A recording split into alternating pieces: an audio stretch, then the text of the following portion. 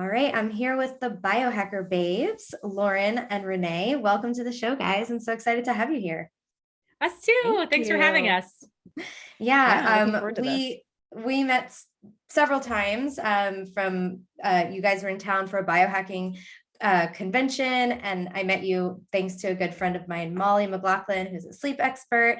And then I saw you guys in Austin at PaleoFX. I met your whole family. You guys are all biohackers. It was amazing to see. I was like, oh my goodness, my parents are not like this. I mean, my mom does track her sleep now. She's a big, exercise person, but not like ingrain the whole family. Like I loved seeing that. It's very, I feel like atypical to have a whole family that's like super into health. And you guys have been like this for a while, forever. So I'd love to hear each of your stories, like how you got started, being where you are, and tell us a little bit about what you do. And so, yeah, whoever wants to start, take it away. Sure. I'll go because I'm older. I'll be bossy. Okay, you go first. Take the lead. Yeah. So I'm 2 years older than Renee, but we're pretty similar, but our paths kind of diverged, and then we came back together. I graduated and went to New York because I wanted to become a dancer. I did. I performed professionally on Broadway, and I got into personal training just as a way to support my own health and to prevent injuries.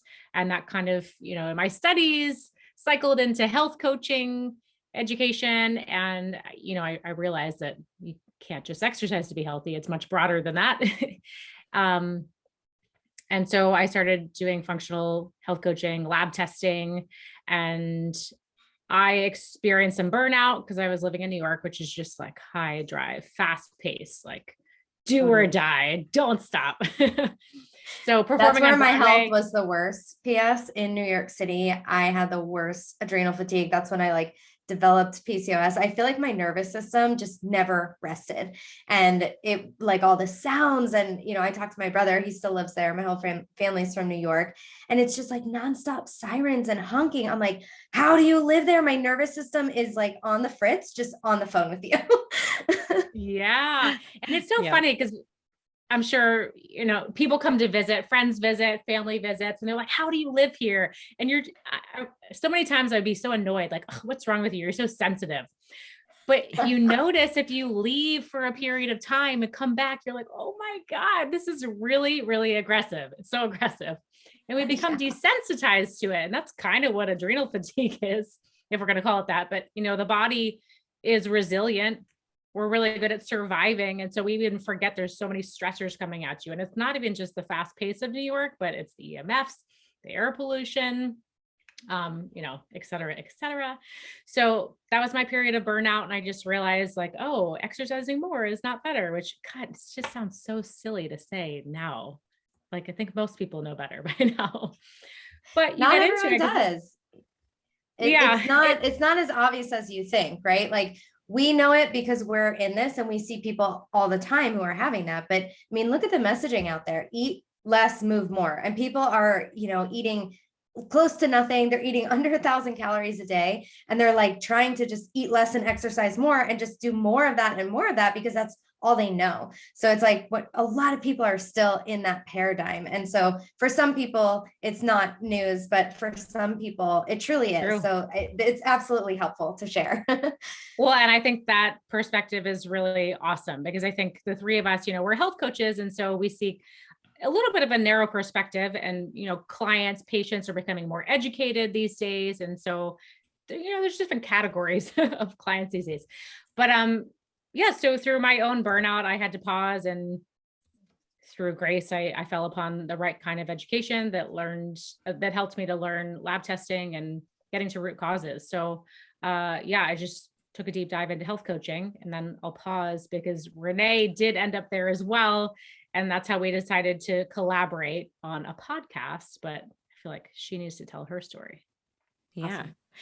Yeah. So, I mean, as sisters, definitely a similar story. I had burnout to early 20s. I was go type A, working too much, not sleeping enough, definitely not eating enough, restricting calories, over exercising, doing all the things. And in my early 20s, I was diagnosed with chronic fatigue syndrome, and traditional medicine didn't have any answers for me. And that was pretty frustrating at the time.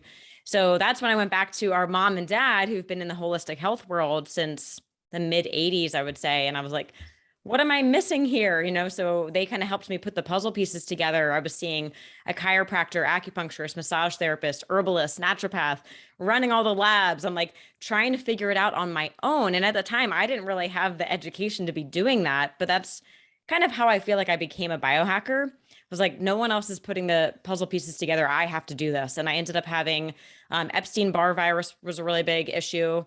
Heavy metal toxicity. I had mercury like off the charts, which was pretty mind blowing to see. HPA axis dysfunction. So a little bit of that back in the day, what we would call adrenal fatigue. And I had to put everything together and figure it out and get my health back. And now at 35, I'm healthier than I was at 25. So it was quite a journey. And then, yeah, professionally, I decided to go back and get my master's in nutrition because I was just so fascinated with this idea of, wow, we should actually be eating to fuel our body. We need nutrients. Like after all those years of, I had an eating disorder as a ballerina and I was always restricting. So I was really, really intrigued by this. So anyways, I went back to school, started doing a lot of nutrition coaching, but that kind of expanded into more of the biohacking coaching. So looking at everything else, sleep, stress, exercise, everything else. It's not just about what you're eating every day. And then, so 3 years ago, Lauren and I were like, we're in the same industry. Why don't we do something together? So that's how the Biohacker Babes podcast was born. And awesome. we owe a lot to our parents for sure. Cause I think they kind of laid the groundwork for us. We grew up with a lot of stuff in the biohacking world. We say our dad had a PEMF device, an infrared sauna, vibration plate, red light therapy. And we didn't even know what it was. Like, I'd be like, oh, Dad, my knee hurts. And he's like, all right, put this laser on there. I'm like, I don't even know what this does. Right. 20 years ago. So he was way ahead of the time. So now we can go back and be like, oh, our parents knew all along what we should be doing. So I think that definitely paved the way for us. Yeah. That's so cool. It's so cool to hear your stories and just see some of the similarities. And I think so many people, like driven women who are, our age, I think I'm right in between your age. I'm 36. So you said you're 35 and Lauren, I think you're maybe 37 or 38. So yeah, we're all in really the same. Yeah. So millennial women, like we are, working hard. We did the extracurriculars. I was in dance and I would be, I went to dance too. Like after school, I did my, my AP classes and doing extracurriculars. And then I would go to competition dance and I'd be like living at the studio and come home. It was just nonstop from when we were young. And then it didn't stop because we were in college and we probably, like internships and learning and just like doing all these things. And that's how we're sort of the culture is. And I saw this meme today and it's like, as a society, we are just bred to be in a constant state of fight or flight because it's this constant having to achieve. And so not surprisingly, I had burnout too. Like I had adrenal fatigue too. It's just like a rite of passage for women. And then we need to learn how to heal our bodies. And I love that you said that you're healthier now at 35 than you were at 25. And I had the same thing. Like all my health issues started when I was in my early 20s. I was just such a mess. And so I never really thought about that, but how you said that you had to do this all on your own, and that's how you became a biohacker. And I'm sure you tried to go to doctors too and get help, and it's like they don't have our answers. And I think that's where biohackers come from. That's where we come from because I consider myself a biohacker too. And it's just so interesting that I never really thought about, I had to do it myself, and then it became fun to optimize how I felt. Like it became this, not obsession, but my main drive is I just really want to feel good, because when I feel good, the world is my oyster. I can do anything I want. And that became my focus of my life. It's not about, micromanaging the calories, the this and that, like all these little things. It's like, what makes me feel really good? And so when we switch to that lens, it's really different. So can you tell us a little bit about what the heck is biohacking? It feels like an aggressive word. There's been people who say like, we need a term for women that's biohacking. I mean, I think we can use that word, but it's like, what does that actually mean? Well, I love to reframe this word because I think there's a million definitions, and Dave Asprey would like to claim his, and all the other males in the space want to kind of take ownership over that. And I think it can mean whatever you want it to mean.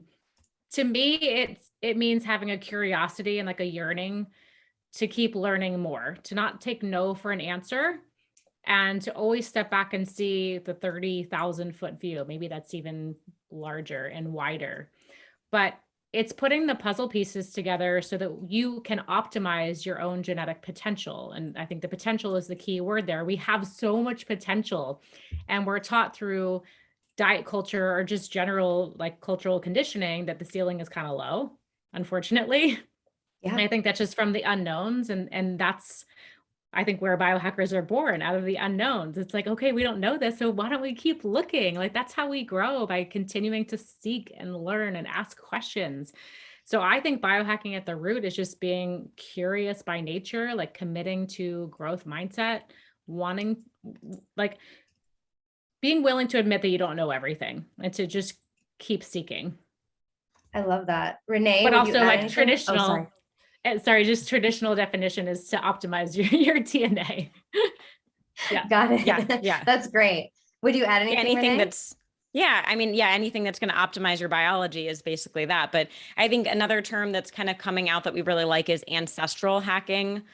I mean, it's still the word hacking, which I know people don't love, but just, it doesn't have to be, you know, like that Netflix TV show Biohackers, where they're like implanting magnets under their skin and doing gene editing, right? It can be as simple as just going out, going for a walk, getting some sunshine and grounding on the earth. Like, that is still biohacking.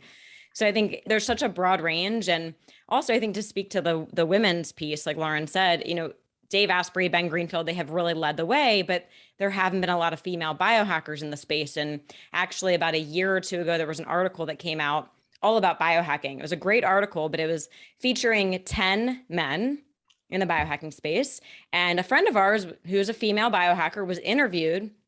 They cut her from the piece because it didn't fit the narrative. It was all about men biohacking. And I was like, oh, that's where we're going wrong. So we're hoping that we can get more women into biohacking, because another piece is like this N of one experimentation. Like Lauren said, always being curious, always asking questions. There is this bio-individual component, right? And I'm sure you see that all the time with your clients, right? Everyone is affected by different things differently. And that's where the N of one experimentation comes in. So being a biohacker is willing to try different things out, testing, looking at the data, looking at, you know, subjective and objective data, and seeing, how is this impacting me and how do I feel, right? And it's not just about the data. Like, you can have the most beautiful data, but if you feel like crap, you know, you're missing something. You got to keep asking the questions. Yeah. And I just want to add one more thing, like the word hack, which I think, like you said, sounds aggressive. I think hack can be a disruption in an old pattern that's not working. So if you feel like hacking is not really working for your way of life, like, it doesn't have to be computer hacking. It doesn't have to be male, it doesn't have to be aggressive. It could just be a disruption and like starting a new way. I love it. I love literally everything you just said. I'm sitting here taking notes because I just love all these phrases, like committed to growth mindset, optimizing your biology, interrupting patterns, you know, just trying things out. I think that so many clients come to me and they want someone who has it all figured out. Like, I want to follow this. It looks like this person might know exactly what I need. And people come into my program and they start working with me. And like, one of the first things I say is, I'm like, I don't know what you need, but we're going to figure it out together. And I know a lot of things that can help. And I know a lot of places to look and a lot of things to try. But at the end of the day, it's up to you to put them into practice so you can see what works in your body. So I know something, I'm not just going to like spin you around and just let you go, but it's people, no one knows what we need, and no doctor, there's no guru out there who's going to give you exactly what you need. And that's why I love the idea of, you know, following different people and constantly experimenting with different things. It's like, once you sort of commit to this biohacking lifestyle, this sort of even just like holistic nutrition, maybe that's the first place people start with changing their diet, right? It's like you're putting on your white lab coat and you're stepping into the laboratory, which might be your kitchen, it might be your bedroom, and you're just figuring out what works for you. And I think it's awesome. And I could never really put a name for what I was like. I know that sounds weird, but I identify as a biohacker, and It's like we're the ones with our aura rings and, drinking weird potions for the sake of health and like trying new tincture. Like there's always something new. And I think it's fun. Like I find it interesting. It's like, oh, cool. How come your tongue is blue? So there's so many different, there's so many different biohacks out there. But Renee, you started talking about some simple, basic ones like grounding, something about light. So can you tell us just some of the easiest, simple to get started type of biohacks? And people might be like, oh, I already do that because it might feel like, oh, I don't have a red light device or an infrared sauna, so I can't do this. It's not as inaccessible as we think. So let's talk about some simple, easy ones that we could get started with. Yeah. I mean, first of all, I would say everyone listening is a biohacker. Whether you know it or not, you are a biohacker. I guarantee you have done something in your lifetime that would qualify you as a biohacker. So yeah, I mean, the free ones are always great to start with. We love the fancy tech and gadgets and stuff, but don't feel like you have to go out and drop $50,000 on all these things to be a biohacker, right? So number one is just getting outside, right? I mean, Mother Nature is providing so many amazing benefits for us. So sunshine, we always say get outside within 30 minutes of waking. That natural sunlight is a game changer for so many people, right? We see an impact on, blood sugar, hormones, the way we sleep, our energy for the day, cortisol levels, brain function, right? Just that simple thing. And it's totally free. Now, if you don't have access to that because you have to be at work before the sun rises or you live in a cloudy place, whatever, then you can look at, okay, maybe I get a device like a sunlight lamp for my desk, right? That's like the extra level there. Getting your feet on the earth, on the ground. Most people don't even touch the ground on a daily basis. And we know that we're getting negative ions from the earth. So again, we can compare that almost to like a PEMF device, thousands of dollars. Great. And there's some added benefit there, but the earth is providing like this natural PEMF for us. So find a patch of grass or dirt wherever you live, sand, water, get your feet in the earth at least 10 minutes a day, I would say. Can you tell us what PEMF means for those who don't know, including myself? So it's pulsed electromagnetic frequencies.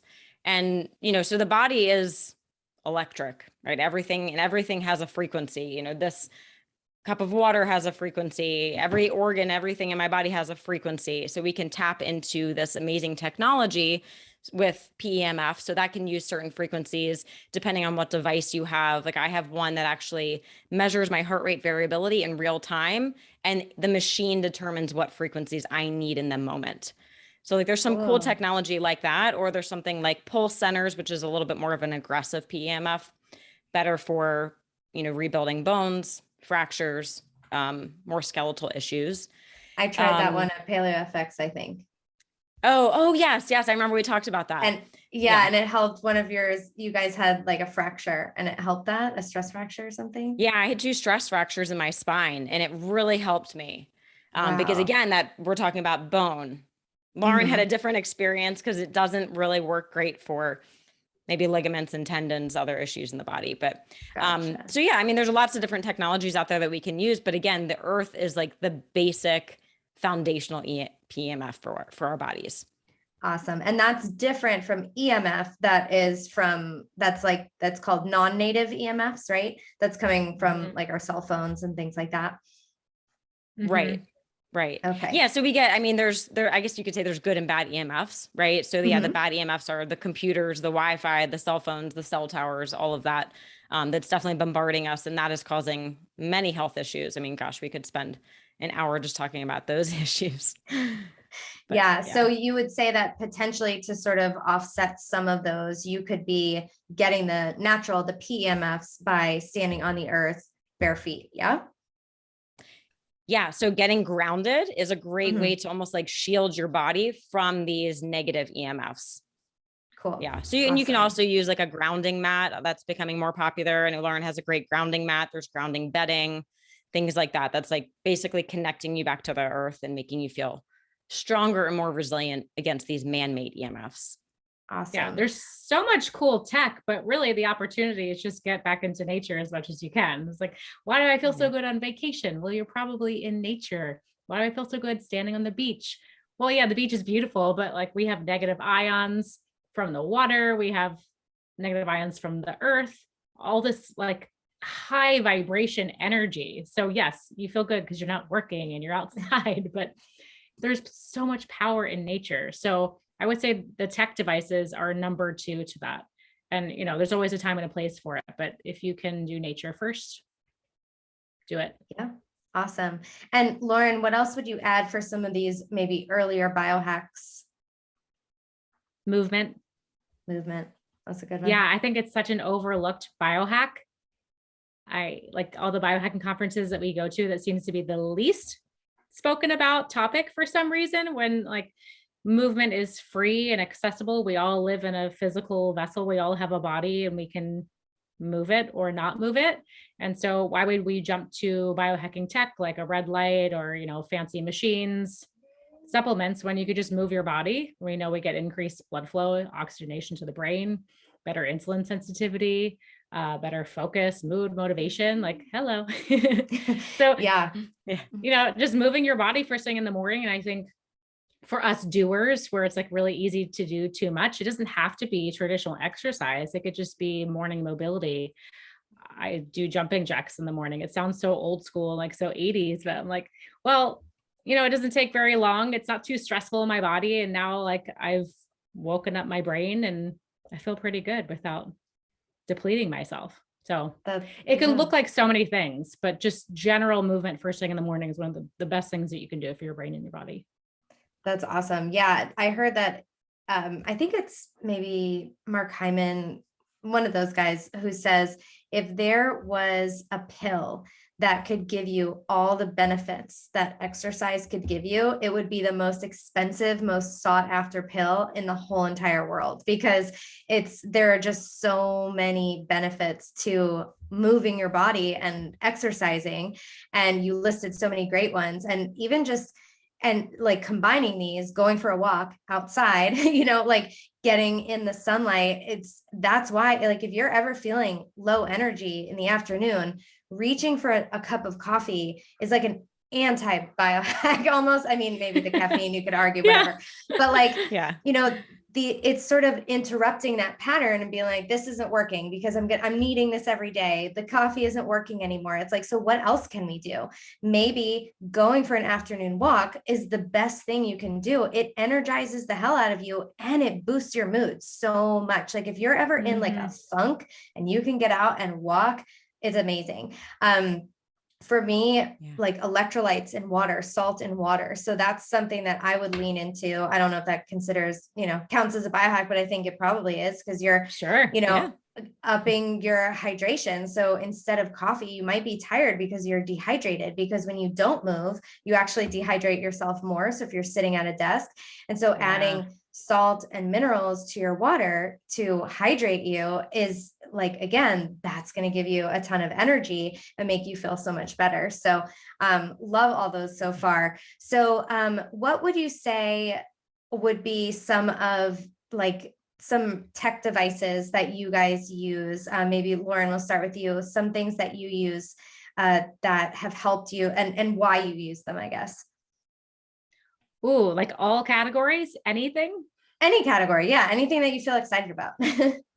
Well, we already talked about PEMF. And so I'm sorry to dip back in there, but my favorite biohacking device of all time is called the AMP coil, which is PEMF plus Tesla coil.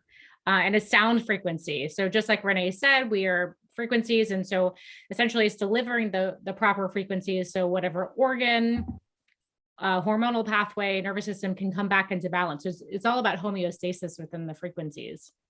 I've had amazing success on that for physical injuries, pain, for hormones, for illness, for sleep. Do you have one? Yeah, I have one. It's my baby. Yeah, they're quite expensive. And I tried one worth every penny. Yeah, I tried one at PaleoFX, and that's like a long-term goal, is that I want to have an AMP coil. It's like this magnet thing, you put it on you and you can hold a little magnet above it and it starts shaking because of the magnet changing like polarization or whatever it is. And it's just, I don't know, it sinks you in. But I know that there's all different sort of tracks you can play, or like patterns. I don't know what to call it, but it's for all different purposes, right? Yeah, they're called journeys. And the idea is that if you bring the frequencies back into balance, your body has natural healing abilities. And that's kind of what we talk about on our podcast. It's all about supporting your body so it can heal itself. Like there's no magic potion, supplement device that's going to fix you. The idea is that we're rebalancing the body's natural potential. And that's what the AMP coil does really well. And I think the coolest thing is that it has a diagnostic on it, because that's the big question. Like people say, is this worth it? Like, am I going to spend all this money on this biohacking device? How do I know if it's working? And the AMP coil has a voice, they call it a voice print, and you speak into it and it picks up the frequencies in your voice, and it can pick up on, I know this is crazy, it can pick up on viruses, pathogens, illness, nervous system dysregulation, like chakra imbalances. Renee's shaking her head because she's done it, and it's wild what comes up. And similar to like any data, like your Aura ring, say you're like, oh, I don't feel good, I wonder what my score is. Like you intuitively know before you check that it's not going to be good. Yeah.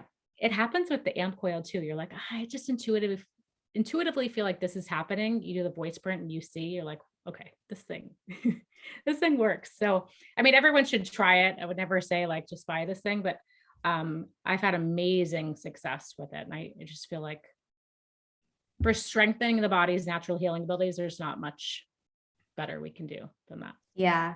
And I love that you talk about that. That's the other thing to remember. The body is always trying to heal itself. Like I tell my clients, if I cut my hand, what do I need to do so my body starts to heal itself? Like nothing. You do nothing and it just goes to work. It's amazing. And we need to remember that capacity, the body's capacity for that type of healing, that's just like a little thing we can see.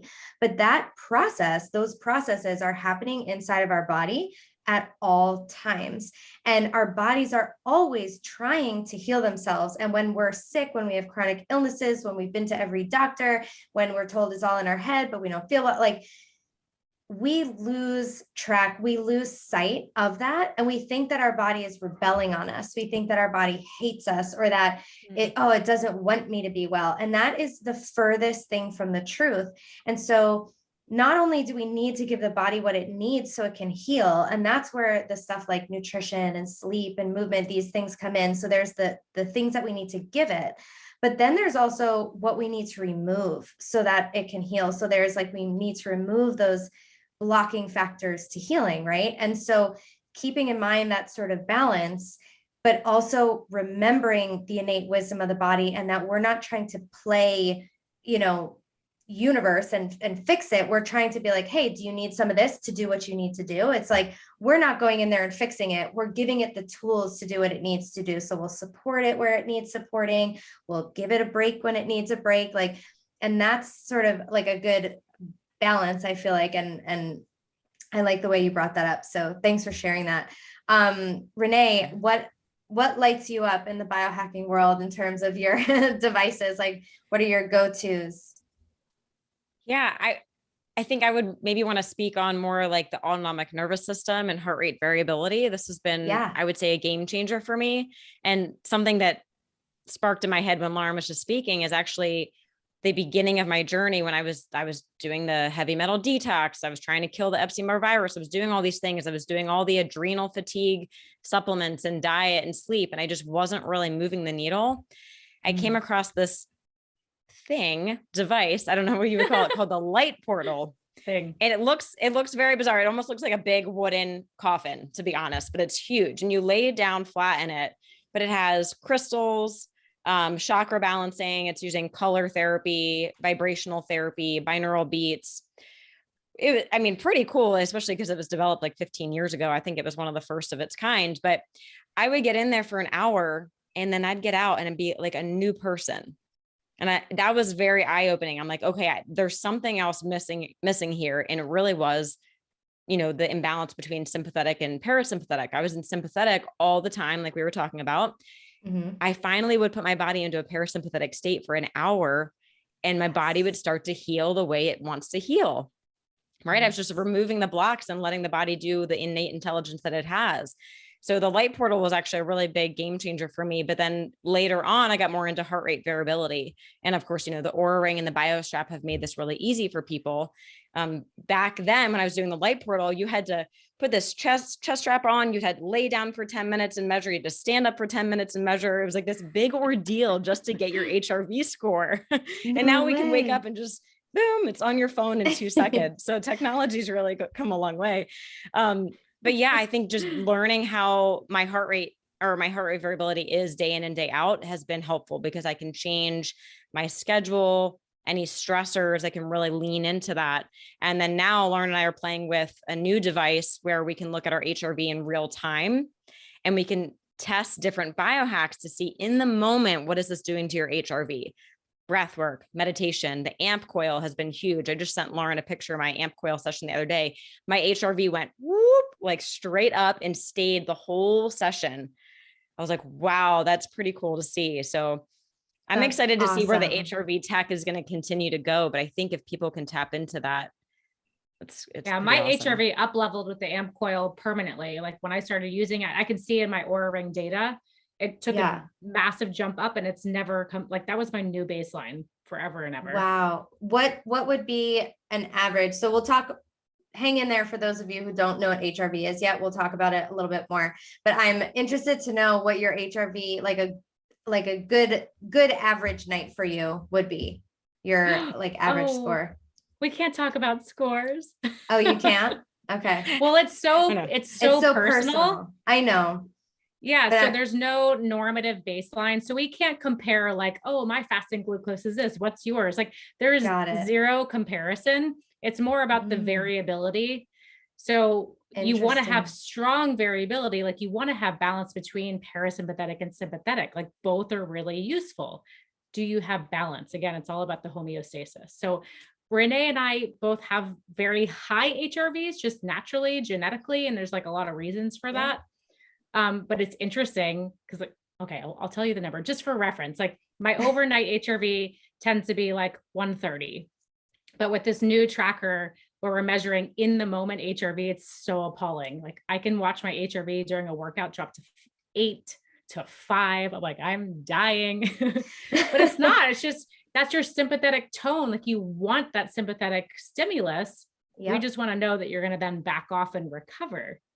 Yeah. That's the stress response in the body. And, we can get into the glucose stuff as well. Like too much of that stress is going to make you insulin resistant. Your glucose is going to, not be optimal. So yeah. Interesting. I would add to the trends too, like looking at percentages. So whatever your HRV baseline is, whether it's 20 or 200, if it goes up 20%, that's a good sign. It goes up 40%, you better go hit that gym really hard kind of thing.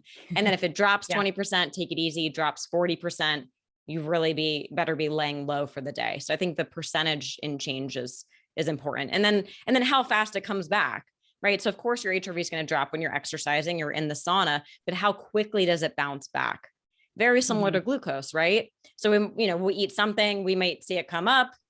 Typically we'll see it come up. How long does it take to come back down to your baseline? Right. So I think we can kind of compare HRV in that way. Interesting. Yeah. So can you tell us, for those who don't really know, you've said a lot of good things about it. Like it's a resiliency towards stress, and there's connection with the sympathetic and parasympathetic nervous system. But can you, for someone who has no idea what HRV is, can you explain what it is and why it's significant? Yeah. So a very basic thing is it's the variation between each heartbeat. So it's pretty easy to measure on a lot of different things. Now you can just get like a chest strap and that can measure it there, but you want more variation between your heartbeats. So the more like monotone and basic it is, the less resilient you are to stress. The more variation, that means you're more resilient to stress. And that's the goal, right? As biohackers, we want to be more resilient to stress, whether that's your boss calling you and yelling at you, or someone cuts you off when you're driving, or it's, I just got out of a cold plunge or a sauna, right? All of these stressors, your HRV doesn't know if it is a good stress, eustress, or bad stress, distress, right? So it's just how quickly can your body bounce back from that stressor. So it's a really good measurement of that. And then it's measuring your autonomic nervous system, right? So we have our parasympathetic rest and digest, sympathetic fight or flight. how much are we kind of like toggling back and forth? So it's never like we're all sympathetic or we're all parasympathetic. It's always like this gas and brake pedals, like Dr. Jay Weil says. We're always kind of back and forth, right? Right. But resiliency is key. And the new device we're testing out, it actually gives you a stress resiliency score, which is cool to see out of 100. So if you see it's like 50, you're like, okay, definitely going to slow down today. I'm not going to be able to bounce back from that workout or whatever stressor that day. And we definitely see when we have lower stress resiliency and we push through, right? We go get that extra cup of coffee or we go do that workout anyways. The next day, your stress resiliency goes down even more and you don't see the same gains from the gym. So you might not get the same, fat burning ability or ability to gain muscle when you should have just taken the day off and waited to go to the gym the next day. What you said just like hit me so hard, because you don't always need a device to tell you this, but the devices and the numbers can be so helpful. So there are periods that I'm sure we could think about of time where we have been through a lot of stress, right? Let's say there's a lot of deadlines, or for me, like I'm doing a launch and I was not sleeping very well, and there's, some mental emotional stress. So it's all of a sudden like all these things feel piled on you. And then it's like, oh, I have to go out for so-and-so's, engagement. And then it's that one thing that kind of puts you sort of over the edge. And then you just put yourself in the hole, right? Or you do a workout because you're like, I need to get some energy. I need to push myself through this, but that's not the time to do that. And so that's where, instead of you getting a benefit from the workout, you can't recover from that workout, because like you said, a workout is stress and the body doesn't know if it's good or bad. And we want to work out, but we want to work out when our body can recover from that. So you're talking about using this data to sort of help you determine that, which is amazing.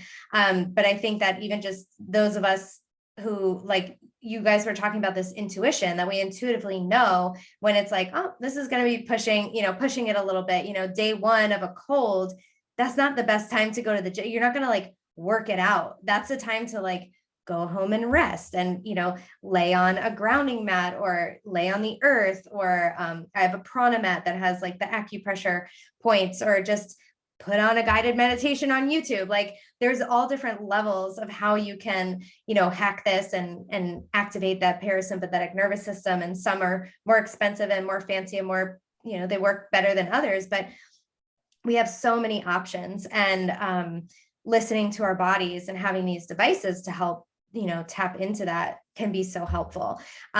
Lauren, did you want to add something to that? And can you talk to us a little bit more about that intuition piece? We all have it. It's just that it's been covered up and silenced for so long, especially as women. I love to talk about like masculine versus feminine energy. Like, of course, modern day technology, forward motion is just inherently masculine, and we need that for progress, for learning, for forward motion. But it ends up kind of dampening the female intuitive power, I'll say. Like females are by nature very creative and in flow. And so structure is not always our best route. We do need it. We need to follow it to a certain extent. And there's always the balance. We want the balance of masculine, feminine. But when it comes to intuition, I think women especially have kind of had this dampened over time. And also just like our culture dampens it, because as kids, we learn right versus wrong. We don't learn a creative orientation. So fast forward to adulthood, we're trying to be right all the time, do everything right. And that's especially true for like the doers and like the A students and a lot of like the biohackers or, clients with the CGMs. They want to be perfect all the time. And so we rely on that data. And I think when we are relying on an external source to tell us how we're feeling, then we dampen it even more. So I love this experiment of just trying to guess what your score is going to be. And you can do that with your Oura ring. You could do that with your CGM. You could do it with your amp coil diagnostic scan. And you train yourself over time to start listening to that voice, because it is present. We just don't often like give it space to speak up. So I think that's important as part of like the biohacking journey. Like get a journal, take pen to paper again. Like it's like the lost art of journaling. Like what happened to that? so many insights can be gleaned from just like letting your brain kind of dump itself onto paper rather than relying on data. I mean, data is amazing. Like it's so revealing, especially a CGM. You see things that you maybe wouldn't feel, but we really need both. And then we need to marry, the data with the symptoms. So, I wanted to add one other thing about tracking the HRV. With this new device, they have a train aspect, and it's all breath work. And it's because breath work is the fastest way we can get back into parasympathetic.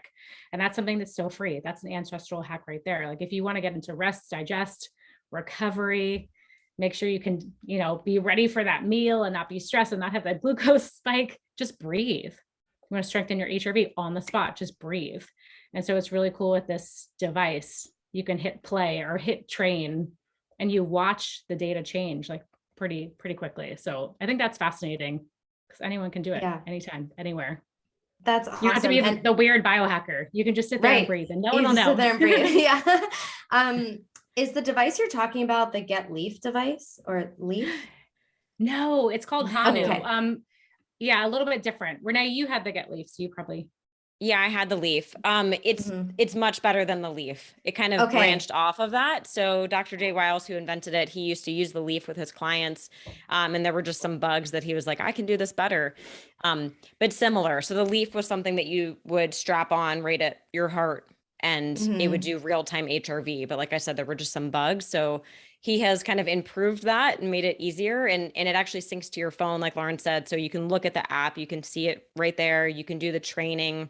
There's resonance breathing, box breathing, which are free things people can do anytime, right? Box breathing, in for 4, hold for 4, out for 4, or in for 6, out for 12, simple things like that. And that's what the app's doing for you. Yeah. That's awesome. So I used the Leaf device, and it's funny that you should bring that up and with the breathing, because when I had this device, I didn't like it because it had sort of like stickers and they would itch me. So it was kind of uncomfortable. And I was like, this technology just needs to improve because this is so valuable.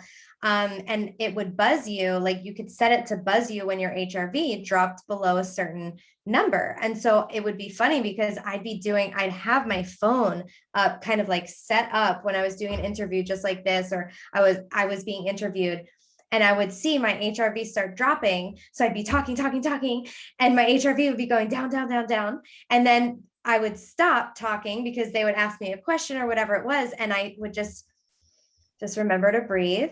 And I would see it come back up. And I'm like, okay, and it's funny, my Aura Ring always thinks that every time I have an interview or I'm being interviewed or I'm doing a group coaching or I'm doing something, it always thinks it detects a workout because I talk with my hands and my heart rate's going up. So I think that's so funny. All the devices can't keep up. But one of the things that I did with the Leaf device was that I would do different types of breath work. And I would see that which breath work was the most helpful. And for me, the 4-7-8 breath was really, really powerful for bringing up my HRV. And it was like this maximum of about 2 to 2.5 minutes. And then beyond that, it would start to go down.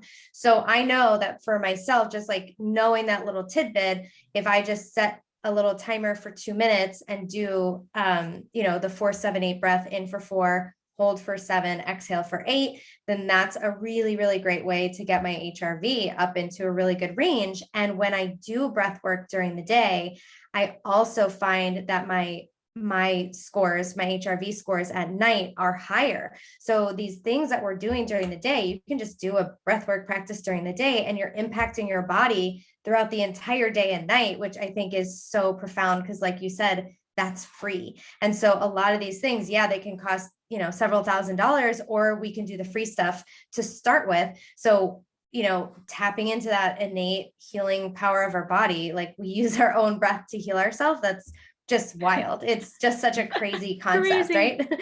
Wow. Yeah. You're such a biohacker. Thank you.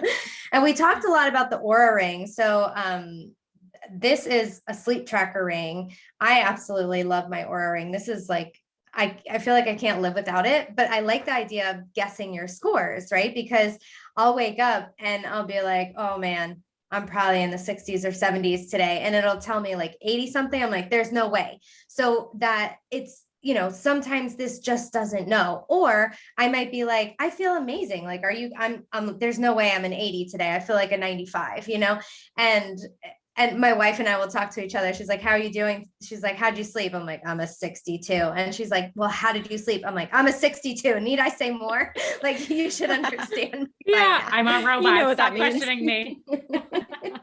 Yeah. So, Yeah. but this does track your HRV overnight. It tracks your heart rate. It tracks your sleep levels. Although Molly, our sleep expert friend, says that that's sort of the least accurate part of it, like how much deep sleep, how much REM. But I sort of like to compare myself to myself in that and sort of look at the trends, and you tend to know yourself. You get to know yourself, your sleep a little bit better. And you could see, like, my ring will always call me out. It's like, did you eat too close to bed? Your heart rate took a long time to come down. Oh, I'm like, yeah. how did you know? Oh, It yeah. always knows. It always knows. Always knows. So That's usually So the you- same night that when you're out to dinner, you get the alert on your phone that says, you should now be preparing for bedtime. yes, I'm like, oh, I just got to the restaurant. Oh, this is bad. Yeah. And you're like, it's not going to be a good night for sleep. But I mean, Yeah. even just those reminders and things and just having the device, it's like, wow, this is going to impact my sleep. It gets you forward thinking, which is something that comes very naturally, I'm sure, to us, because we're probably always like forward thinking, like, how is this going to affect how my day is going to affect my night's sleep, and how my night's sleep it's going to affect my next day. So everything you're doing has these ripple effects.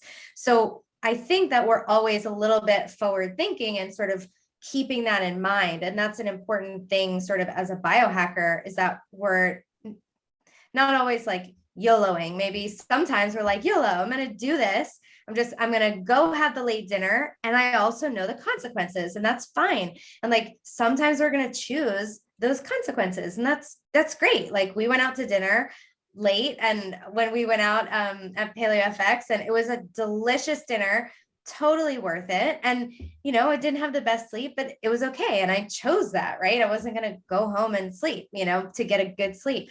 And I think the beauty of knowing yourself well from these devices, from just knowing how you react to things, putting on a CGM, seeing how food affects you, is that you can better predict how you're going to feel and then choose if you want to feel that way or not. Because sometimes the answer is yes, I'm going to have the ice cream. Yes, I'm going to stay out late. Yes, I'm going to do the late dinner. And that's how you make this balance that works for your life. And I think that people are like, oh my gosh, I'm going to do this diet, I'm going to give up everything I love. It's like, no, you're going to find a balance that makes you feel better most of the time. And then you can indulge some of that other time without it sort of taking you out. You'll know when to, it's like, okay, I want to, have this indulgence today as opposed to next week, because I know that I have all these things coming up. So you can kind of plan and then work on recovering, it's all part of it, right? Yeah. Yeah. And I will say our mutual friend, Molly, she talks about social capital, right? Social capital and sleep capital a lot. And I always think of her when I do go out and I make that decision to stay out a little bit later or eat a little bit later. I'm like, I know what my date is going to show tomorrow, but that social capital is worth it because you're spending times with friends, family, like that is priceless to me. Right. Mm-hmm. So yeah, I think you have to keep that balance. You don't want to just be that biohacker that stays home and has this like perfect schedule and does everything to a T. Like, you'll have amazing data, but you might be really lonely and sad. So, but maybe exactly not. Like, the isolation factor is real. I did this experiment, not last Thanksgiving, the Thanksgiving before, where I ate, obviously Thanksgiving, had my CGM. I surprisingly had an amazing score, even though, food abundance. I ate the same exact meal the next day for lunch by myself. It was the middle of my work day, and my score was terrible. And so, like, that social component, like the rest and digest, being in community, having the joy, having interaction, like being a little more relaxed, really has a huge impact on your scores and the way you feel. So, like, I'm always going to choose to be around other people. I'm thinking about that not the dinner that we had together, but the next night when we went out to the Burning Man party. I think we all, like as biohackers, like you said, we're already thinking about the consequences a little bit to our detriment. Like some people, I think, don't think about it. They're like, whatever, I'll be fine. We're already so worried about it. Like, oh God. But like, it filled up our cup. Yeah, it really we're a little did. tired, but we also know how to rebalance. And that's great. Like days go to to the conference the next day. Yeah, and use the amp coil. Or like I think that's tired. Yeah. I mean, I think that's where biohacking too can come in, because it's like, okay, I know I'm eating late, I'm staying out later. Okay, so what do? I put my blue blockers on as soon as I can. I take digestive enzymes when I'm out to help digest as quick as I can. When I get home, maybe I'll take some magnesium and CBD oil to increase my time in deep sleep, because I know that's going to be impacted, right? So you try and throw in a little bit to offset what you're going to do. Absolutely. But you have to know your body. Yeah. And so when you have a habit of doing these things and you know what to sort of lean into, like, you know, to lean into the magnesium and the CBD oil or whatever sort of sleep supplements that you use, or, you know, to like the next day, you're going to get out and see the sunlight and ground first thing. You're going to maybe take a walk, because maybe it wouldn't be the best idea to hit the gym, but you know, getting out and walking, getting some of that movement can help you feel better already. So you can just continue, and then you live your life in this way, and you just restore that balance so much quicker. So I love all of these fun things that we're talking about.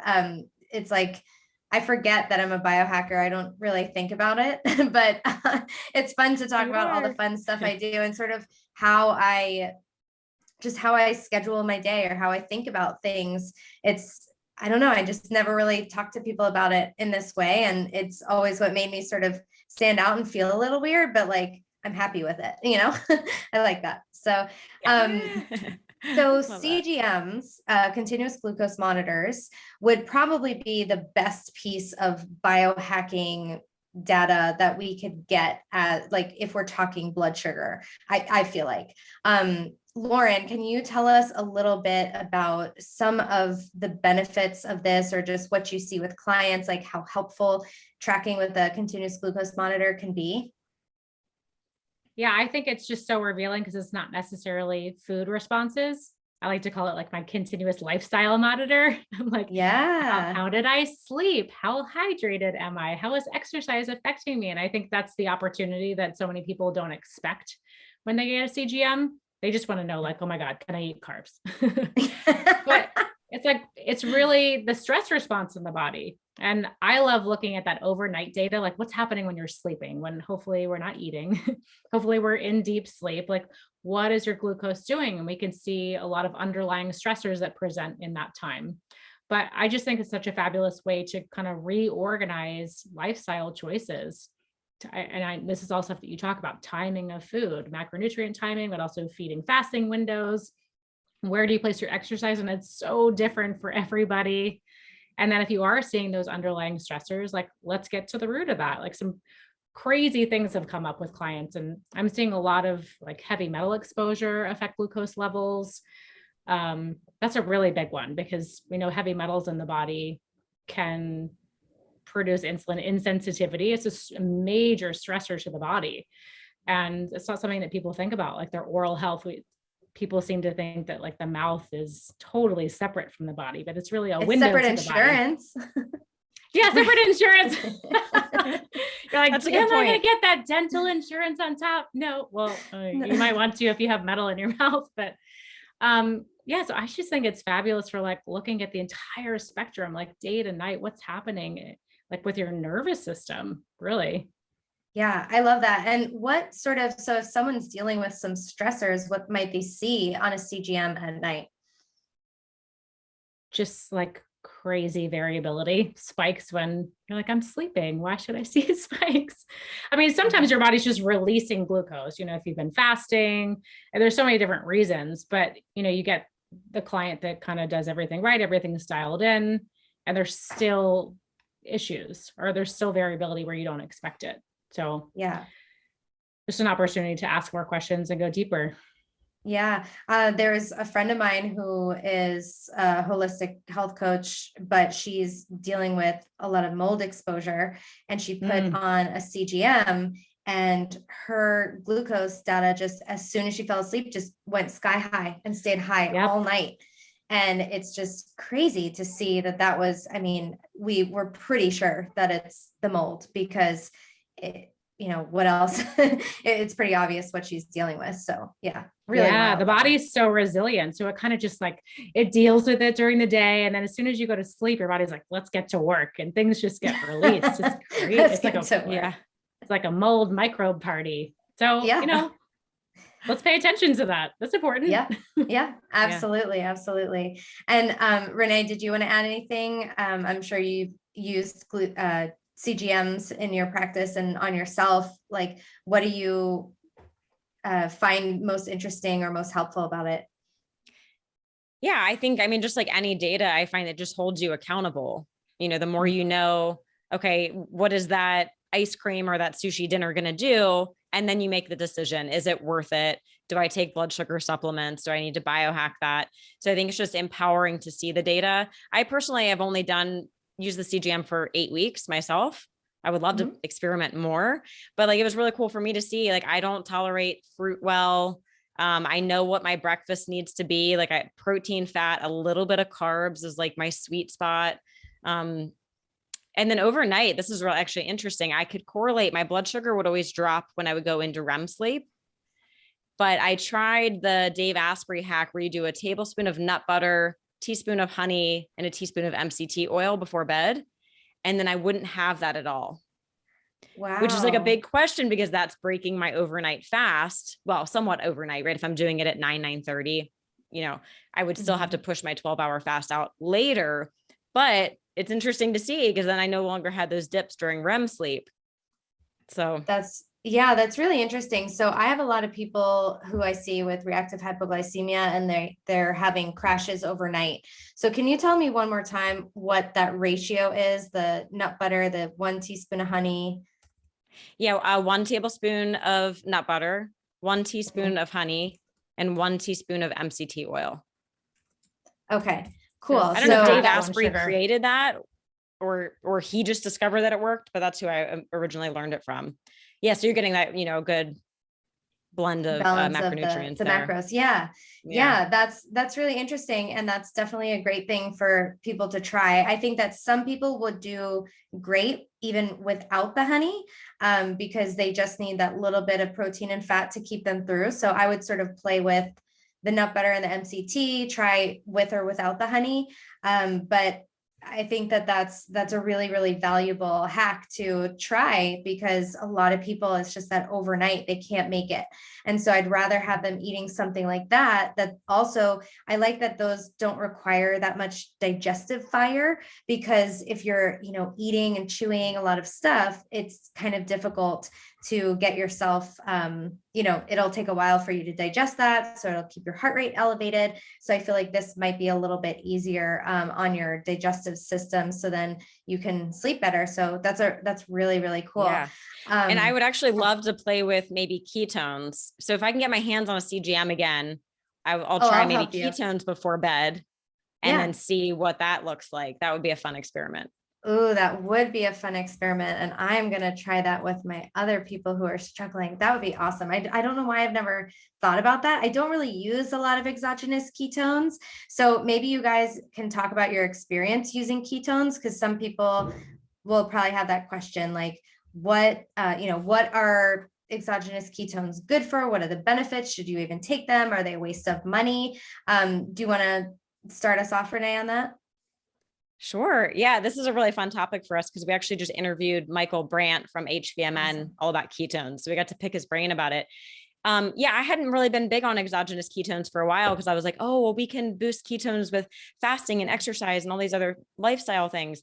But the ketones, what I've been experimenting with is using it mostly like mid-afternoon when I'm like maybe in between clients and I just kind of have this habit of wanting to go grab something out of the kitchen when I don't really need a snack, right? So I'll do a shot of the ketones and it fuels my brain through the rest of the day and I don't have any hunger or appetite.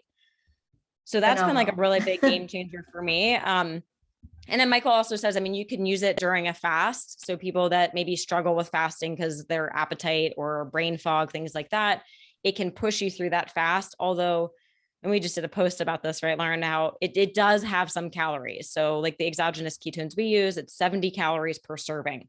So traditionally that's going to break a fast, right? Because it has some calories in it. But if it allows you to do like a full digestive reset, like potentially do a 24 or 36 hour fast, and you're just doing these ketones to get you through, like, I think that's worth it. Absolutely. Yeah. I always think you have to look at what is the goal of the fast. If it's for maximal autophagy for cancer or something, like, then maybe it wouldn't be, but there's so many benefits that you get. And I think that's awesome. I love the idea of using it mid-afternoon to suppress appetite. And Lauren, tell me about what you're thinking about the ketones. What do you like them for? Well, we just learned in talking to Michael that it could potentially be helpful for sleep. So we're just starting to experiment. So I don't have a ton to report, but the science seems pretty powerful for that. But I'm mostly just using it on fasting days, like when it's appropriate in my cycle. So obviously not the week before my period, but in those interim weeks, I'll do it a little bit just to allow like that extra digestive reset. It also just makes life kind of easier to not, not prepare breakfast in those weeks. And when I am wearing a CGM, I just see like a massive reset in glucose. Sometimes if you eat something that's kind of triggering, like the other night, I went to see Maverick for the second time and I was like, I'm going to have a beer and eat some popcorn. And I never consume either of those. I just was in the mood. So I took my gluten guardian pills just to kind of like offset the inflammation, but oh God, my HRV was like tanked the next day. But, so we know that there's like a little bit of a roller coaster effect and that can carry over for the next couple of days. So fasting is one of the best ways to reset. But often in that roller coaster, you throw off leptin and ghrelin, so you're actually hungrier, which makes the fasting even harder. So that can be a perfect time for ketones, some ketones and some extra electrolytes to kind of take off the edge to push you through. And then we see that glucose just not, like really evens out really nicely. Love it. That's great. Have you guys tried the hard ketones alcohol? Yes, we have. Interesting. Yeah, the taste is interesting. It tastes very ketone-y. If you've had the exogenous ketones, you're like, oh, I recognize this flavor. The average person would be like, this, I'm not drinking this. They're like, I can't, tolerate this. But I gave some to my husband and he was like, this tastes like vodka gone wrong. That's what he thinks ketones taste like. I can see that. Kind of. Yeah, a little. So I tried, so I have sort of stopped drinking altogether, in the pandemic, sort of at the beginning. I was like, every time I drink, my HRV is horrible. It takes me days to recover. Like, this isn't worth it. I get pimples. It messes up my gut. I'm like, it is just at this point, not worth it. And I just don't feel well after a drink. So I got these hard ketones and I had them the other day. And I felt awesome after having 2 of them. Usually after one drink, my body starts to not feel very good. Like, I just get this overall feeling like I'm being poisoned. And that's because alcohol converts to a toxic byproduct in your liver. That's it. It just feels like, oh, like things are not feeling good. Like, I could almost feel the stress response start to come on in my body. So I had 2 of these ketones, better diluted in ice. I was kind of getting used to it. It was no big deal, it is an acquired taste. I think you do acquire it just like anything, right? And it felt like a really smooth buzz that I couldn't even call it like a buzz, but because it was very smooth, because I think you're getting those neurological, sort of clarity from the ketones, and it really suppresses your hunger and it lowers your glucose a little bit. And then my ketones were measuring like 4.6 after I ate, after, I drank. And then with one of them, the creator of the company, he told me that with 1 can, there have been reports that sleep has been improved with just 1. But if you do 2 or 3, it worsens sleep. So I tried just 1 the other night and I had a great night of sleep. And so I had like hardly any movement. I had a lot of deep sleep. My HRV looked normal, like it would look any other night. I was like, oh my gosh, this is wild to me, because typically 1 drink, I remember like at the beginning of the pandemic, I'm like, okay, I'm going to do 1 White Claw in the afternoon. It's not even going to be at night. And so I did it at like 2 PM. I had to take a nap later. My HRV was like 20 all night. I'm like, this is terrible. Even just like, you can't even hide it during the day. Yeah. It was still so bad. Yeah. So for that to be the alternative, I thought that was pretty cool too. Yeah, that's exciting.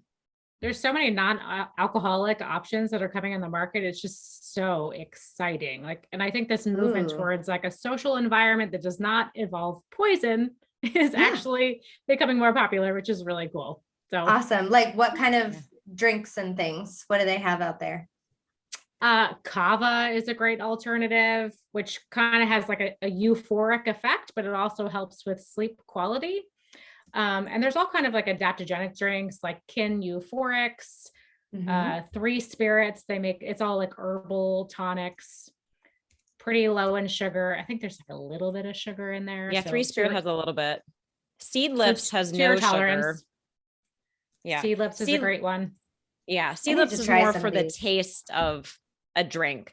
Like it has this herbal concoction, so you can mix it with like club soda or whatever, and it feels and tastes like a drink, but it doesn't have any of the euphoria, like Lauren said, you get with like the Kava or the 3 Spirit kind of drinks. But cool. Well, I think that's great that more people's and are doing things like this. And even I've had CBD seltzers and I like those a lot. Like that to me felt like I had a drink. Like there was, I felt it kind of in my legs. I don't know how to describe it, but I would feel it. Like you felt it in your body and it was just sort of took the edge off.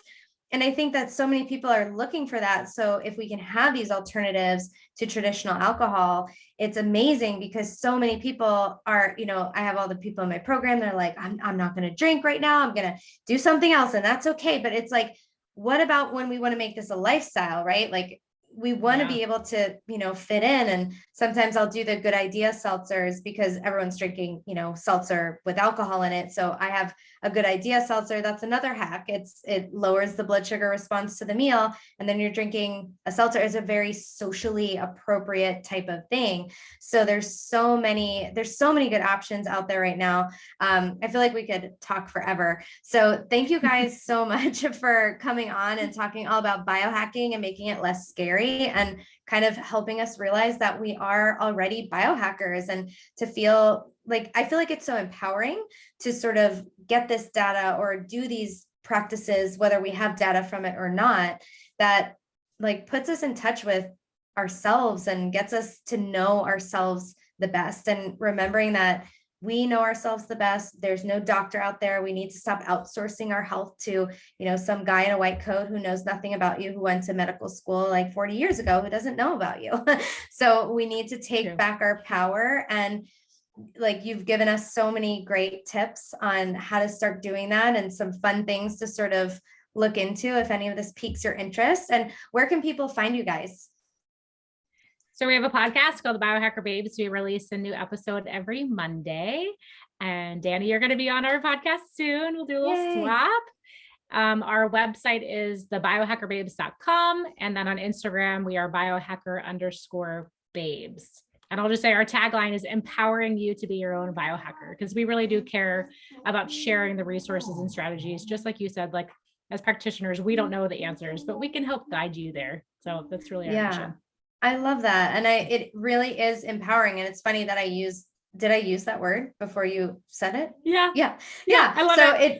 Yeah, that's so funny. So yeah, I naturally feel that. And it's right on. And it does feel empowering, just being the one we have more control of our health than we think. And we have so much control over how we feel. And of course, there's those things out of our control. But I think that for me, it helps to reduce my sort of health anxiety, because a lot of us have that, right? Where it's just like, oh my God, I don't want to go to the doctor. It's going to scare me, my mortality. Like we can go places, but if there's little things that we can do over time, they all add up. And these little things that we can do for fun and meet really cool people and go to fun conferences and connect and play with fun devices. Like you can go take it to whatever level you want to.